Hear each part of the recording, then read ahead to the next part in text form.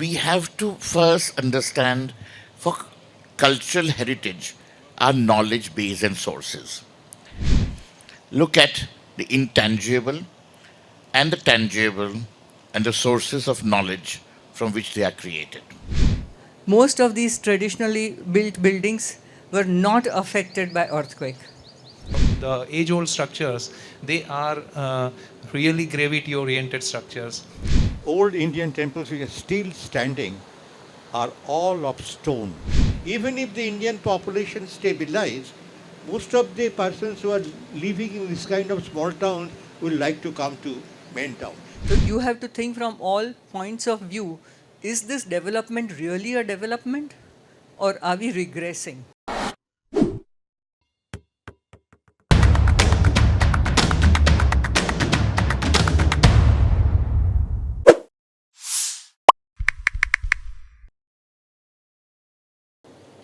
So let's get into the brief of the theme of the panel, Myriad, Khazana of Bharat, Unraveling the Rich Heritage. A land with a history of wealthy dynasty, powerful rulers and diverse civilization has a basket full of cultures and heritage. India houses a varied typology of architecture ranging from chawls to havelis and whatnot. The magnanimous forts and opulent palaces testify for the test of time gone by, whereas the galleries and museums document every struggle ever fought. We as Indians should feel immense pride when talking about our heritage structures. So I would like to hand over the mic to P.k Ghosh.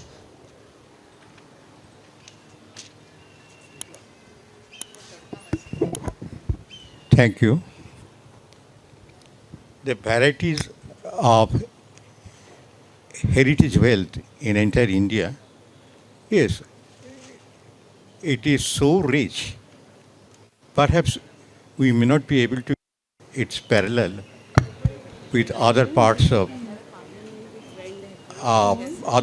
India, other parts of the world, excepting perhaps Middle East, in the sense Cairo, Cairo Mandine, Tate, Iran border talk. There are equal number of varieties of civilization from different points of time, but those are not belonging to one country. Whereas India, inside the one country, you have got so many varieties, architectural forms, dress, literature, language, and finally, after the Muslims came and Europeans came, new products were, architectural products, new literature, form of literature, everything came up and further enriched the country.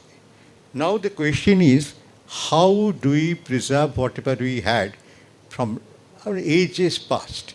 How to preserve them, architectural wealth, how to preserve the stories, literature, kahanis jisko bolte hain, and third thing, how to see that they are not overpowered by the new coming what shall I say, totally new coming economic culture, which is going all over the world and overpowering the old things in a very big way.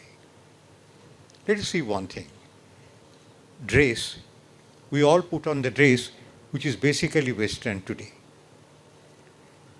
And type of work which we are supposed to do now, perhaps more than dhoti, this kind of dress will be more useful. Secondly, coming to the architectural form. From the time the RCC has come, entire architectural form for the general public, general institutions, is totally changing. If it is for the decoration's sake, here and there something is put, but that doesn't have that kind of utility or value from the economic angle as the RCC constructions. And third thing is the literature, as did not so much music, but literature, is highly influenced by various Western ideas. So also sociology, so also philosophy, and so also anthropology. So look at philosophy. After Marx has come in, across the world, to some extent, Marxian ideas are getting adopted. You have to accept.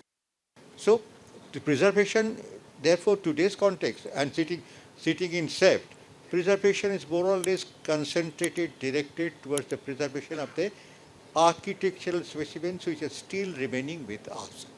Other aspects are not so much gone into or thought about. It is the architectural preservation we are talking about, and I presume today's context, you all are here, you are mostly interested in the preservation of the architectural heritage we have got with us. So this is the thing I see as a general man, so I would like to have your reaction and your ideas about it. Shall I repeat?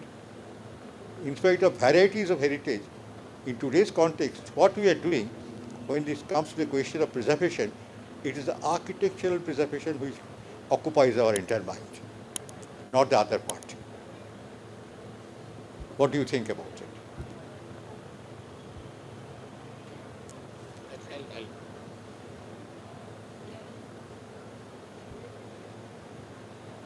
Why not you? Tell whatever you feel like.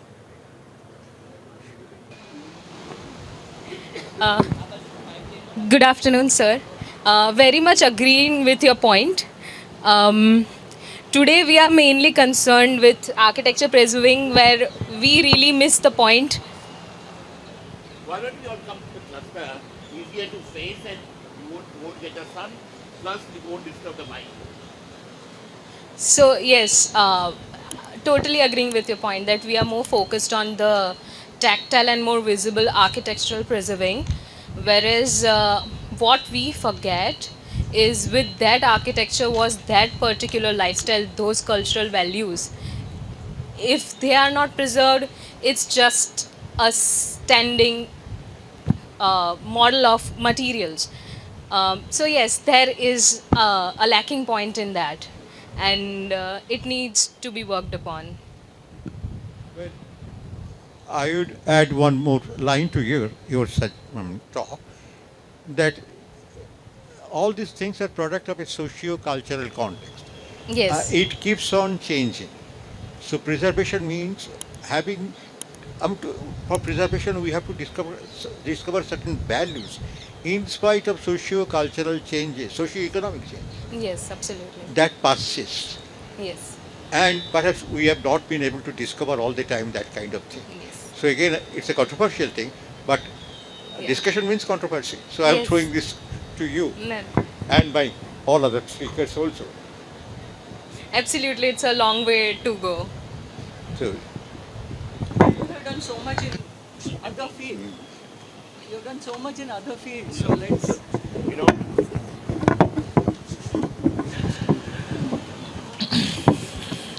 architecture is, of course, an important visual, material documentation of a culture. But is that the only source representative of a culture? No, not at all. What is the one thing that anchors a civilization, a culture, its people? And like our Shastras tell us, behind the footsteps of Saraswati walks Lakshmi, the economics. But the first runner is Saraswati. And therefore, when Alexander conquered Egypt, he first destroyed the library of Luxor. And when Muhammad of Ghuri and Ghazni conquered India, they first destroyed the library of Ajmer. When the Muslims, when the invasions had come, they destroyed Nalanda.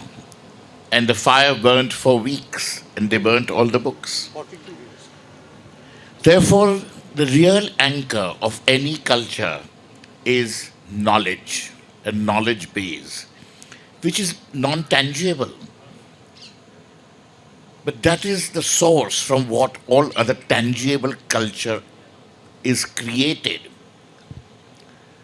Even our temples are built with a shastra, there's a knowledge, and there's an architecture, and our shilpakars and our, the sompuras.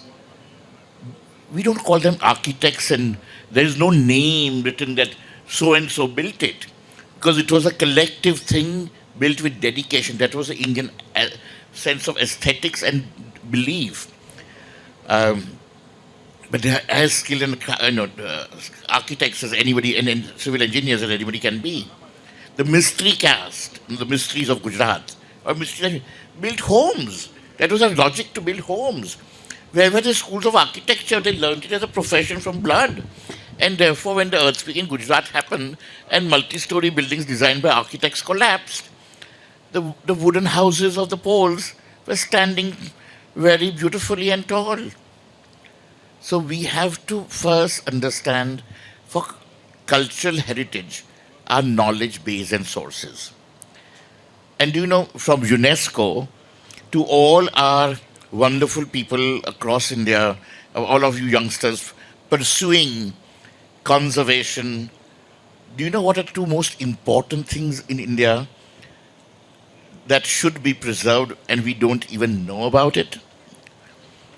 One is a library in Rampur where it contains books that even Babur had brought from Samarkand, and that library, to a Ramayana written by Akbar,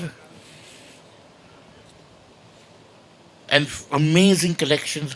And this would wipe out all these things that Muslims were anti-Hindu and Mughals, and there's so much things that are brought into our society to divide for a political gain. Not necessarily the current thing. I'm talking historically, to gain power. Most of that is rubbish. One fights for power, you know. And the other is the Saraswati Bhandar at Tanjore. People go to Tanjore and see the Tanjore temple. It's beautiful, but the largest collection of books and knowledge in India is the Saraswati Bhandar, the libraries at Tanjore. Have all of you eaten idli sambar? South Indian food? Do you know sambar is not South Indian, it's Maratha? Shambhuji, the brother of Shivaji, who conquered the south and made his capital Tanjore, missed his dal, and for Shambhuji, Shambar was created. It's a Maratha dish. That is what a cultural heritage will teach you. So, as you children pursue your knowledge and things of conservation, look at the intangible and the tangible and the sources of knowledge from which they are created. Thank you. Let's start with agriculture. Not just agriculture. In agriculture, the farmers were forced by the West to buy all their chemicals, to use urea, the pesticides, etc. And they were told all the time that your cow is not the right thing. You're using cow dung, cow urine. It is not actually helping you. And I have met people who said that when they were kids, they have seen these people bring just a bag of urea and a small bottle of pesticide, which was enough for the land that they till today. Today, because of that urea and use of pesticide, they have to bring one tractor load of urea and other such ingredients, and the pesticides are in gallons. So it is not like traditional one which can keep on replenishing whatever you sow. You don't need to bring things from outside to make it flourish. It is the same thing. And you have to keep on increasing the use of it. It's the same thing in concrete buildings. They're only going to last for you for 30 years, 50 years, maximum 60, 70 years if they're really done very well. And they're not done in this speed. We all know that the same strength of concrete is not followed.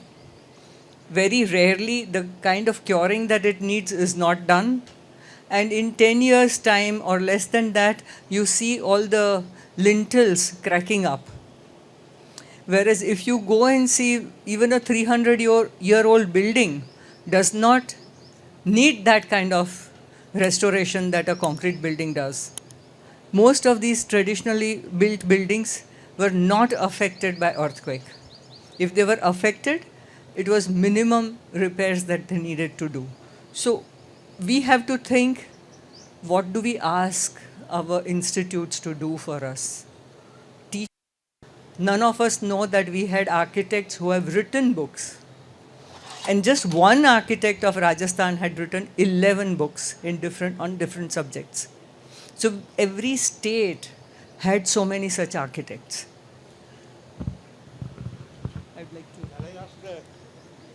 I think now I'll ask the engineer to respond, because ultimately it has come down to engineering. Thank you. Will come down. I'm honestly speaking, I'm not knowing much about the conservation, honestly speaking. But what I can, working with a couple of structures, what I can figure out is, the heritage structures or the structures which were built, quite, decades ago, and the modern structures. The basic distinction is those structures were gravity oriented structures. They were just anchored in the ground. They were having a very good built up space, which means that those structures were having a kind of a term which is called in the structural engineering, which is structural plant density. Those structures have tremendous structural plant density. If you see pyramids, if you see Taj Mahal, if you see our temples, like Parul Ben said, that why they have seen so many earthquakes, they have seen so many so many natural hazards, and still they are standing. One of the reasons is that those structures are rooted with the sound fundamentals of engineering. Though we say that they were not engineers, but what I understand is, they were having the combination of conservation architect, structural engineer, and the constructor. So they were called master builders.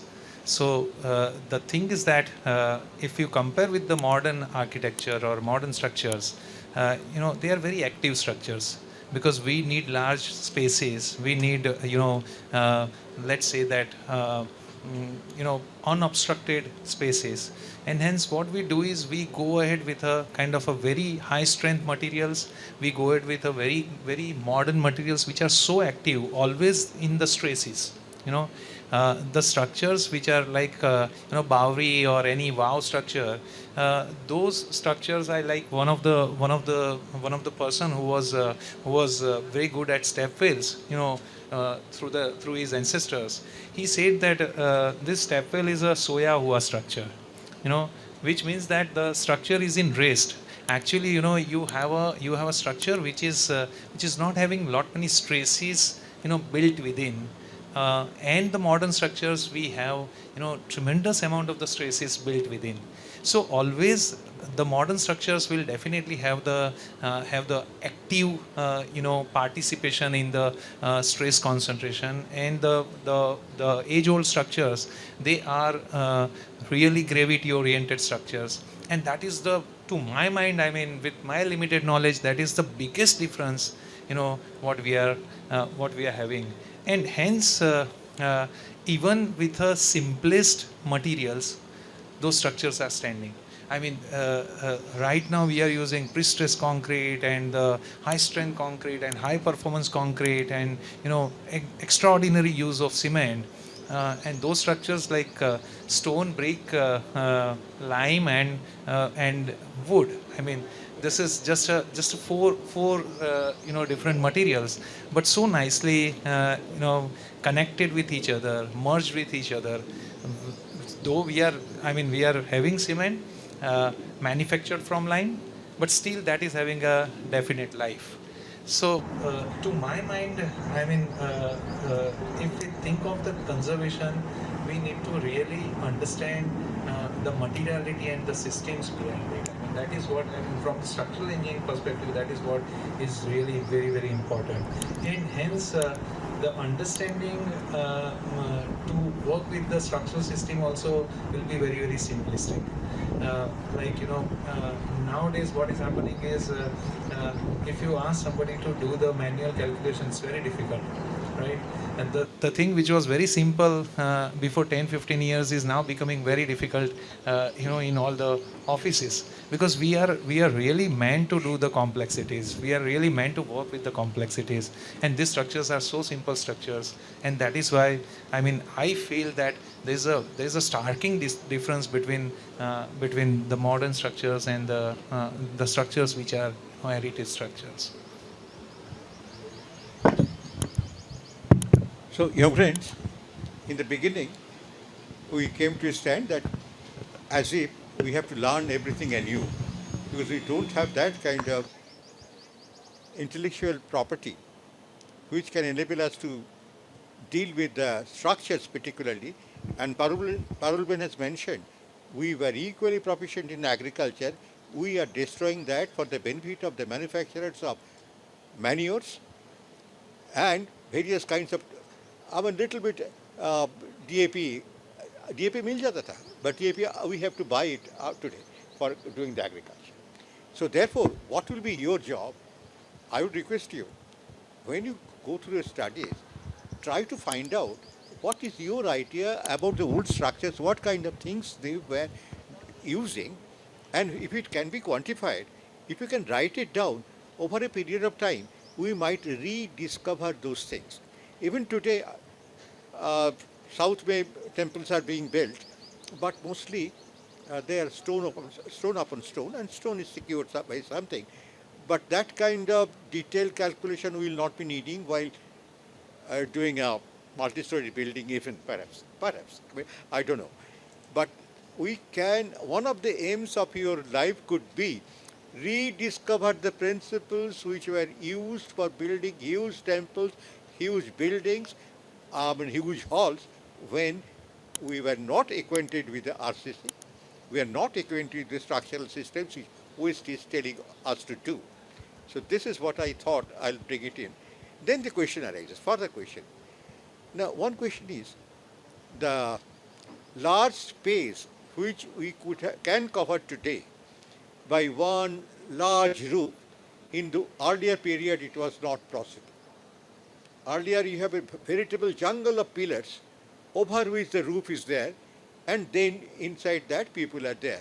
If you want to see Shah Jahan, you have to go to a particular place and look, Shah Jahan should not get covered by a pillar which is coming in between. Now, this is also required. Now, how do we manage that? Today, we are here, we don't have any middle space. Of course, there is no roof.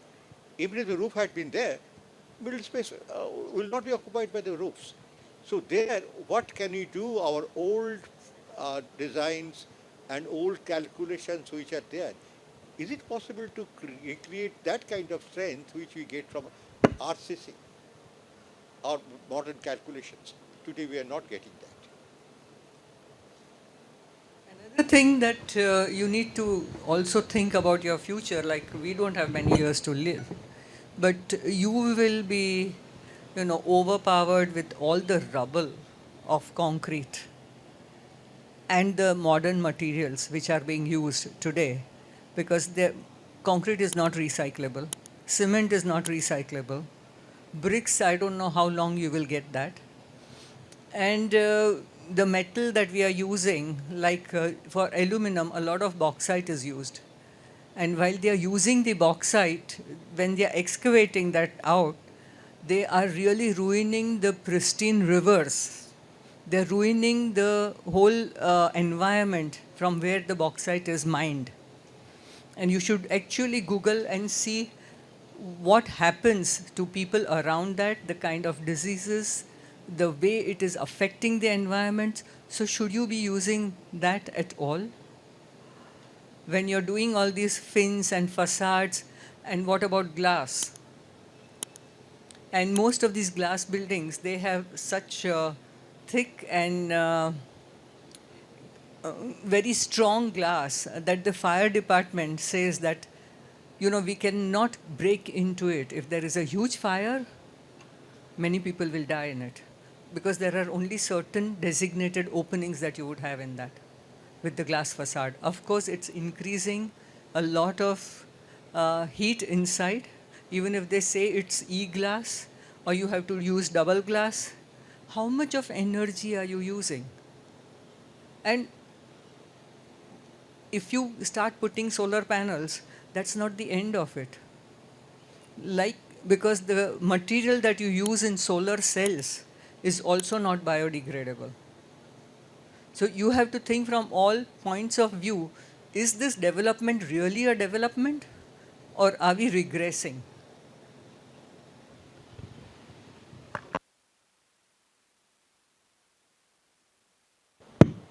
Coming back to, again, the task we are supposed to do, that is conserving the heritage city of Ahmedabad.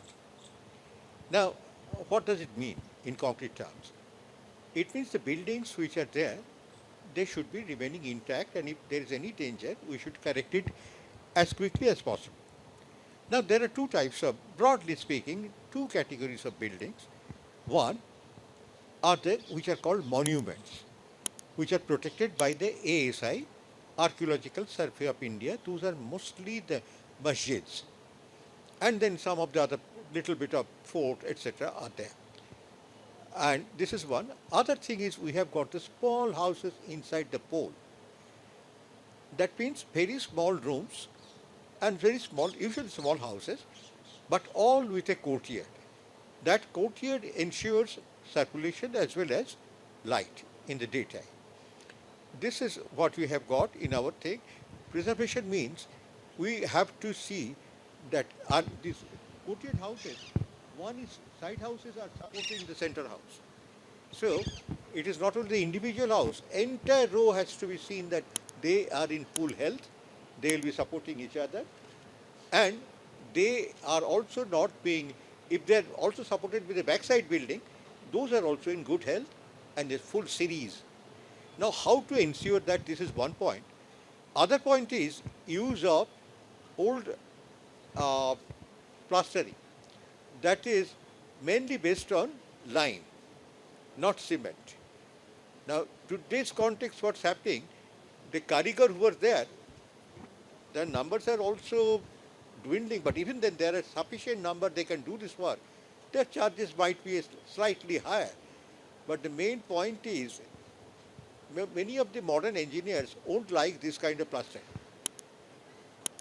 They would be insisting that it should be by cement. Why going for the lime? Cement se kam chale jayega. So this is this modern tendency.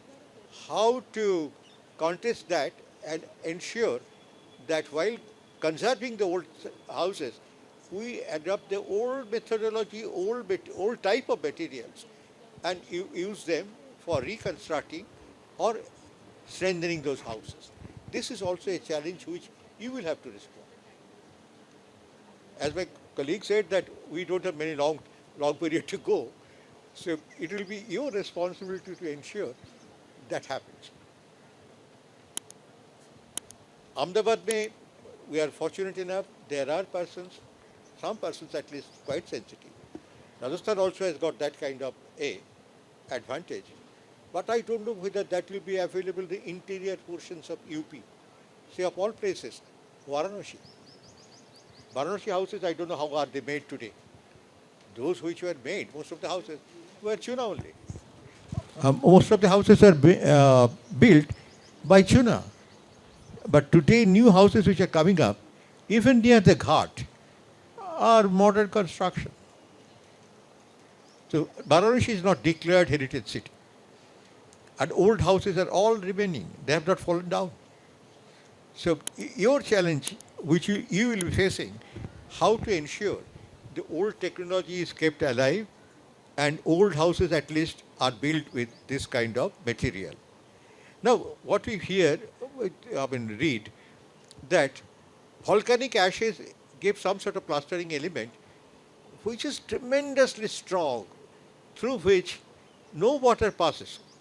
And famous Athenaeum in Rome.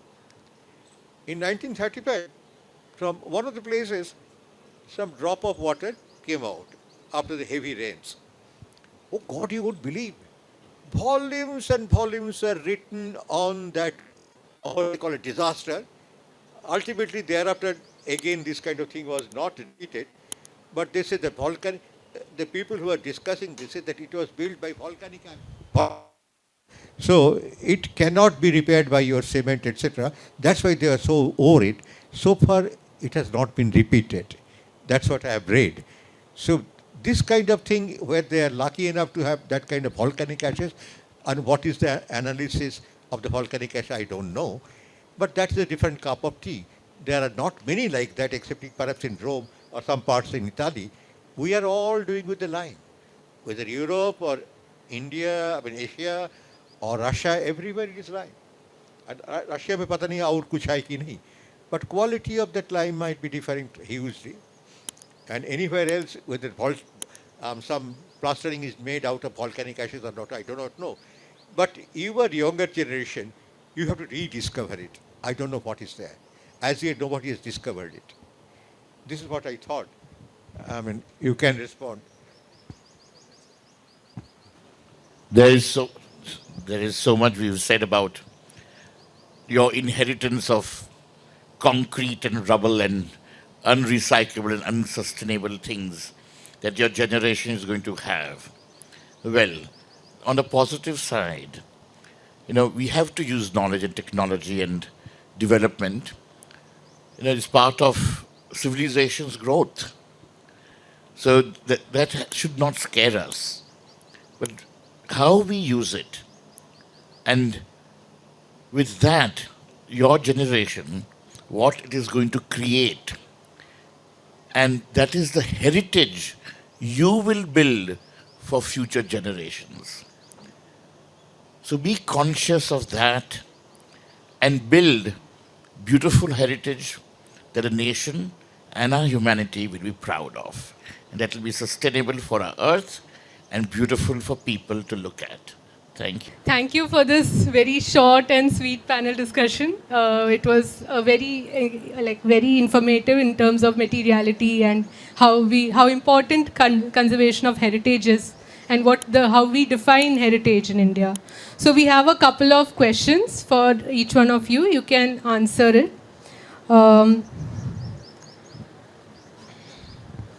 So the Lotus Temple is a great example of modern heritage of India, which unites communities with its Baha'i concept of worshipping. The overall concept of the Lotus Temple, along with its form, is quite unique and intriguing. Drawing inspiration from this modern heritage, how do you think we can move forward in developing more modern heritage buildings?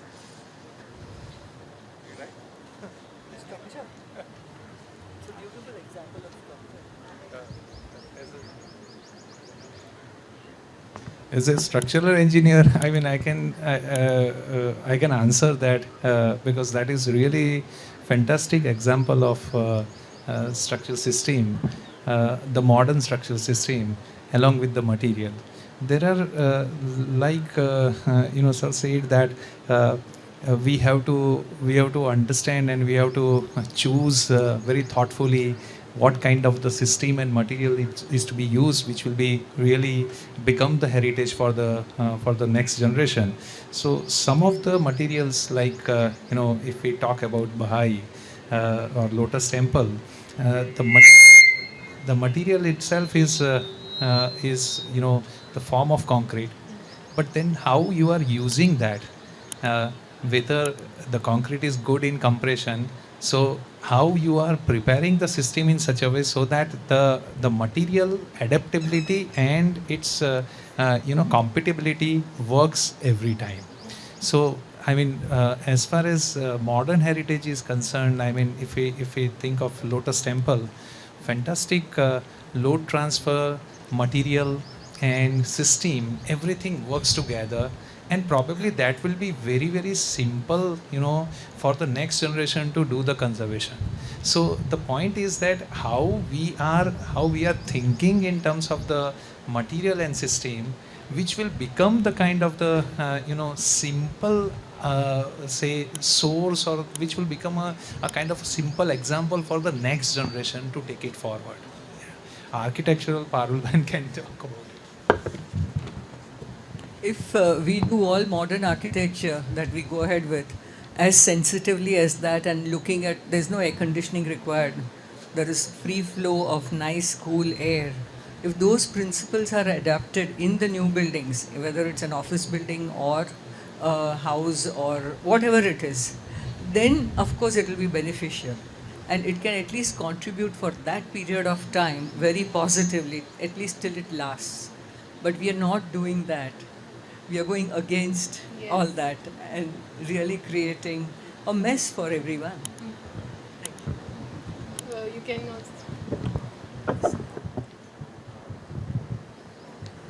The Lotus Temple. I love it. It's beautiful. And Om Mani Padme Hum. To all our Asian gods and theologies, three great theologies, lotus is a very important element of design. And, until today we use it a lot. But as far as temples are concerned, it's a very sensitive issue because it has to do with religion. And there's a very old and wise saying, don't mend what is not broken. So why do we have to reinvent a system which for more than 5,000 years is still progressively alive? Have we not underestimated and under-evaluated our Sompuras who build our temple, whether it's the temple in Abu Dhabi or the Ram temple, without iron, just with stone, and probably won't need conservation for a few thousand years? No, it is our indigenous way of building our temples. And there's a science to it, including in which direction which god will face, the wind direction, the heights. There is a grammar and a science to that architecture. Yes, we can innovate it to a point, but like we learn about public space, a temple is a public space. And therefore, it also, in being religious building, it is attached to emotion, a very strong emotion of faith. So, let us evolve, and probably your generation will create with the same sciences and take it forward to build more beautiful structures of 1,000 lotuses. Thank you. Sorry, I will be putting up a negative note. Old Indian temples which are still standing are all of stone.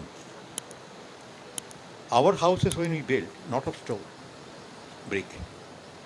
Now stone upon another stone, they naturally will stay back against various natural calamities up to a point at least.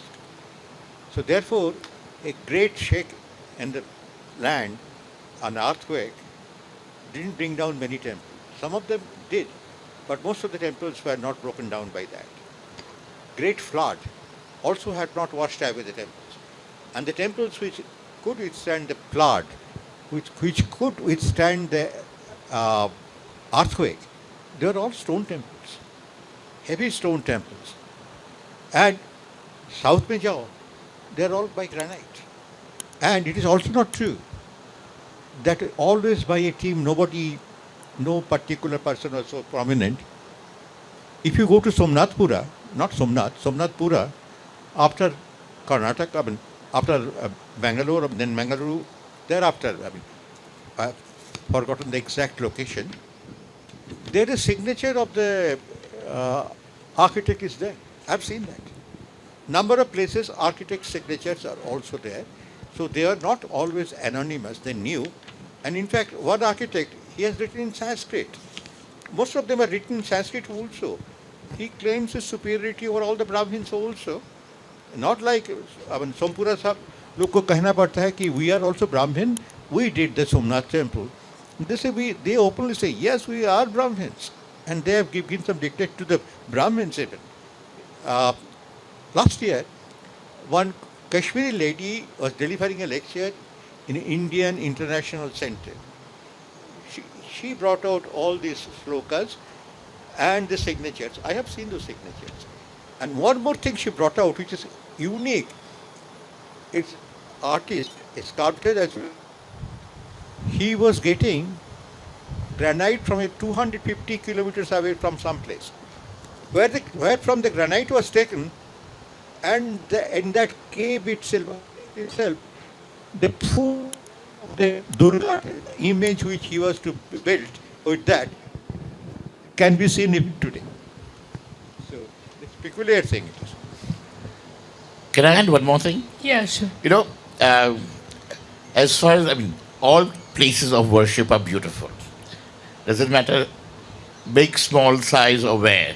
Each one has an energy that is beautiful. But you know what is, as an architect and a design person, um, what is one of the most interesting temples that I find?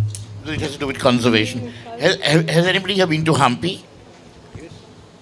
In Hampi, there's a temple of musical pillars. How fascinating is that? Now, you can build a temple, and many people can build a temple in the shape of a lotus.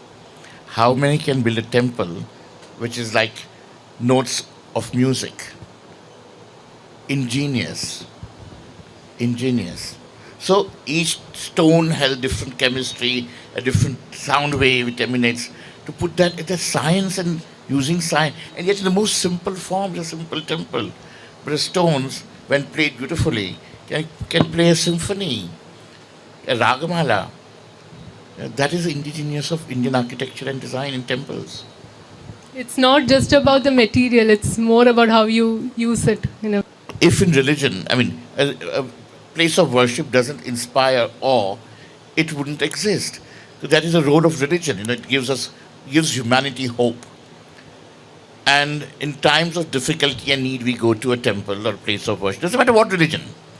And we have a hope that we want to be fulfilled. And that is what drives us to a temple. And therefore, it has to have a certain element of surprise, awe, and beauty, all of that. But I think our architectural, if we could use them and those systems to create modern large buildings, why don't we look at it the reverse way? Why don't we use these sciences and this technology to build modern structures? Maybe they would last 1,000 years without having to, conserve them as much. So I have a question for Parul Zaveri. The six senses Fort Barwara in Rajasthan and Oberoi Uday Vilas were formerly the forts of Maharajas and dates back to hundreds of years. The process of transforming these structures, which have had a completely different function and purpose in history, compared to the present, requires critical thinking. What was your approach towards these design, and how do you address these challenges as part of your buildings, government offices, etc.? Hello. You can hear? Yes, Okay. I can hear. No. See, in my earlier presentation, I said that Oberoi Uday Vilas is a new building. Mr. Oberoi, when he gave the project to us, he said, I want you to design a palace that people will come and say, in which century was this palace built in? So we studied intensively the local architecture, the way they worked with the land, because it's a hilly region. And so you do minimum cut and fill. And at that point in time, most of the arts and crafts were dying. So that was also our purpose, to revive the arts and crafts. And the minute you use that in a place like this, the guests come. It's a high-end resort. So those people also want to use the same arts and crafts in their countries, in their homes, in their offices. And that's how the 21 arts and crafts that we used, including that of textiles, were revived. And this was the first time that in a 7-star hotel, internationally, which has been acclaimed as best hotel and has got more than 120, 150 awards internationally, you could see that the artisans found again new life. They had lost out hopes of ever using their knowledge. And because of this, it was revived. At the same time, we have lime. studied extensively all that and then reinvented. There are certain number of arches, but we have invented 21 more, because it's not that, again, we have been told that you have copied Indian architecture. We said we are very proud of copying the contextual architecture and style of design, because we have not copied from West. This is something which is local, and that's why we have done it. And in six senses, Barwara, yes, it's a 700-year-old fort, Yes. which has been revived, and probably you have the Yes. uh, PPT. Just a few slides, if you can play that. The client came to us. It was again a 10-year-old project. It lasted for 10 years. And one of our associates is sitting right here, Keur Khorasia. He had worked with us, and then he had started his firm, so we wanted him to work with us as an associate. We revived not only the old structures, they were huge, because that was the frontier post of Jaipur. And it was built on a hill. It was not very beautifully built, because it was mainly for just housing the military. But later on, we could see that some Janana Mahal was built, which is just like that of Nahargarh in Jaipur. It's almost a replica. The rooms, the configuration is a replica. So it must have been built then, but maybe 400 years ago, 500 years ago. And when you work with any conservation projects like this, you have to conserve and preserve what's there, and help to do the adaptive reuse of even the original one with minimum intervention. And whatever you add next to it has to be very congruent with the same thing. Otherwise, it will be like a sore thumb, like what we have around Ahmedabad or even in the Ahmedabad city itself. It's like kuch dal diya andar. Yeah. That is not congruent, Not. not rooted. So we can get to the question answer session. So anyone who has any queries can raise your hands. I work in a different field, not in architecture, but I do work a lot in design. And, we are the oldest design firm of Asia, started in 1835, having done important work in various fields. But my new project is called Traditions in Transition, because, the world is changing so fast in everything. When we said one generation in our time, it meant your children. Today, the next generation of a cell phone comes in 7 months, and things have changed. So that the speed at which things are changing is dramatic, and we have to keep pace with that. And as it is important to respect and preserve the old, it is as important to keep pace with the new and the innovative. And at that cusp lies your generation. And therefore, we have great hope from all of you to create beautiful things that bridges the past with the future. Do it with sensitivity and superiority. Thank you. Hi, ma'am, my question is for you. As we were discussing the reuse of concrete or other metal materials, maybe steel, how do you look at stone with comparison to it in terms of how widely can we use stone, the way we are concreting the buildings right now, and in terms of speed of the building, how do you look at stone in that way? I think you have to use whatever is the local material.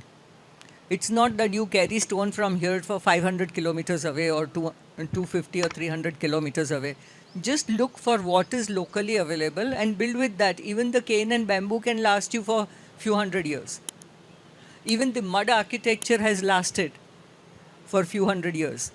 So you have to look at that part and see how you can make that kind of It doesn't have to be always cement. It doesn't have to be always lime. There are traditionally a lot of concoctions made with mud or whatever was the local material, and built with it. Has lasted. UNESCO award was given to 3 girl architects in South India, where they have built, conserved that mandap exactly the way it was done few hundred years ago. They've tried to get similar wood with the same qualities, which was slightly cheaper than what they would have had to get for a teak. And they have used mud with the same concoction with the traditional knowledge. So it can be done. Don't look for stone. You don't have to take it everywhere. You don't have to. And that's what we have to learn. And speed, why do you require that much speed? Who requires that speed? Tell me. Half of the buildings that are built all around in apartments, they are empty. Why are we only looking at making cities? Why aren't we talking of, see, people are migrating from villages to the city. Why do we want to bring them here? Why can't we create such facilities for them there? There are some architects, I saw fresh graduates from, I think, Bombay. They just went to the village. One of them came from a village near Mumbai, and they started practicing from there. And they have really revived, they have convinced the community that whatever you had earlier, you don't have to go in for concrete. They have even started working with the Adivasis in saving the seeds, making seed banks. You know, architecture is not just brick and mortar. It encompasses all life around your agriculture, everything. That's why Frank Lloyd Wright made people even farm, grow vegetable. Okay. I would like to interfere here a little bit. Just one sec, sir. He has to leave. He has to catch a flight. So, just a last point. I mean, as a structural consultant, reacting to your question, it is. I mean, it is not that concrete cannot be used. I mean, let's understand that. But the point is that, you know, some kind of, like sir said, that earthquakes and natural forces, some kind of the ductility would not be achieved through stone. So the kind of the composite use of the material, wherein you can use the stone as your front, like in compression, and the concrete, which is a core, which is always surrounded with the stone, and kind of a friendship between these two material also will bring a very interesting structural relationship. So I mean, that is also possible. Like, what we have seen is the concrete buildings which were built before, let's say 75 years, 100 years, they were having milestone. What we have seen is the corrosion is like there's no corrosion in that. So the thing is that we are going with the high strength material, but along with that, if we think of a sustainable high strength material, if we think that perspective, probably we can really create sustainable structures with the modern materials also. Thank you. I'm so sorry that I'll have to leave. Thank you so much. Thank you. Also look at the kind of the amount of energy that you're using in creating vertical buildings. It's much more than when you have just a 4-storied building. There have been studies made internationally about how the people who living in multi-storied buildings are not as healthy as people living in 4-storied, because then they are actually exercising. Here you're taking the lift all the time. The energy used not only to build that consumes a lot more CO2. At the same time, it emits a lot of CO2, and most of them are air conditioned now with all these lobbies and glass, etc., because you want the view. When on the 3rd and 4th floor, the kind of breeze you get, we don't want to capture it. We just want the windows that close, and you want the AC. So it's consuming more electricity because of that as well. So what are we doing? We are ruining our environment by doing that. So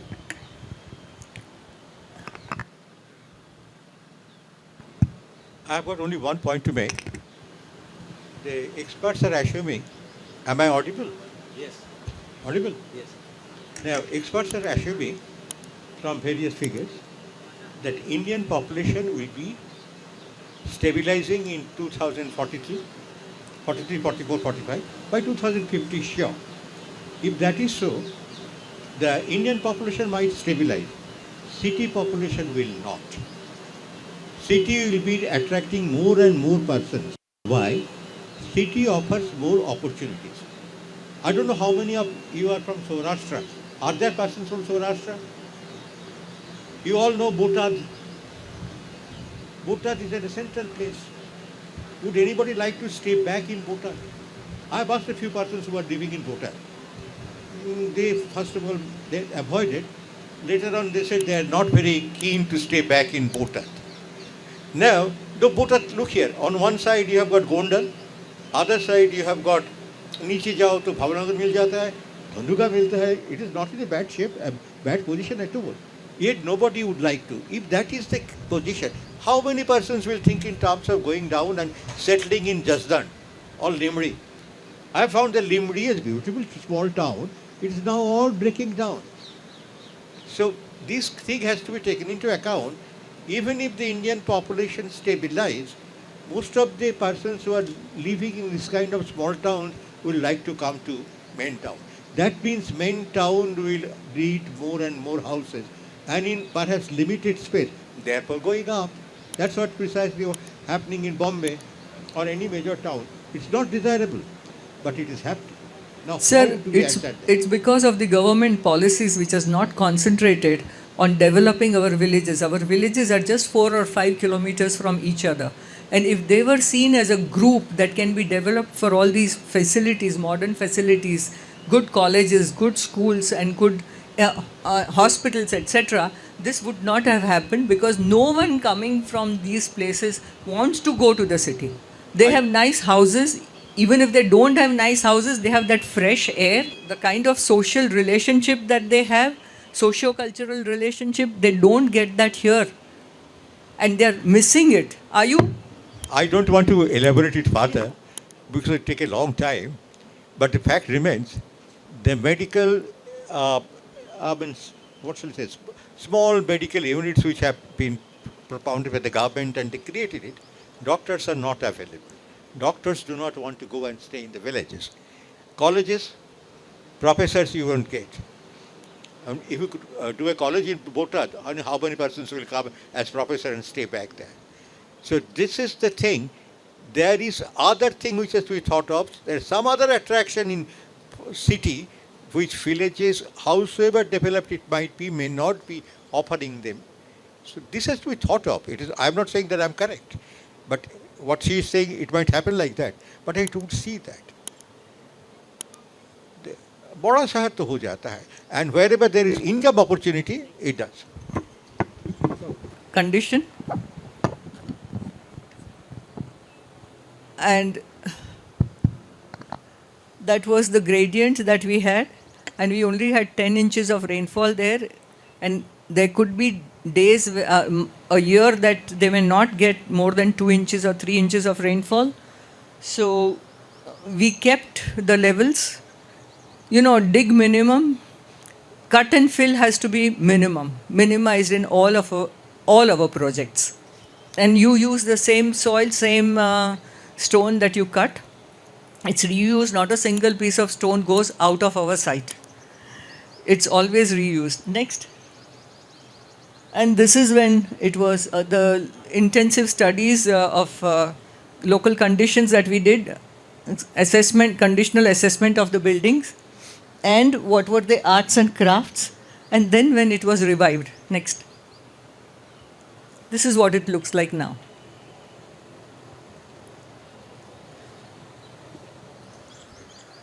Okay. The same places you can recognize have been revived. The fort looked on one side towards the forest, other side towards the lake. and the temple, and the other side was towards the city. So we said, why can't we create openings in the fort? And we had a lot of opposition from the structural engineers, local people, etc. But we insisted on doing that, and we got beautiful views. We only connected rooms through courts to the fort wall, created that space. And we told the landscape designer that you have to only use local species and collect every drop of rain that falls there, and they have done it so beautifully. They have collected rain from every corner of that place, and we have a huge tank, underground tank, made in lime, because only in lime it survives. I mean, you don't get any insects or fungus or anything within that water. It can stay for years, maybe even 100 years. And it has, of course, there were also clauses that we had put with the client that they have to revive the forest land, they have to use organic, vegetables. And fortunately, it was Six Senses who joined in as operators, and they also believe in it, and they are doing a lot of work with the village and village people and helping them to revive certain technologies, crafts, arts, etc. So this is the way then people then don't want to migrate. Good schools, good college, all that only one fort can do when it's revived.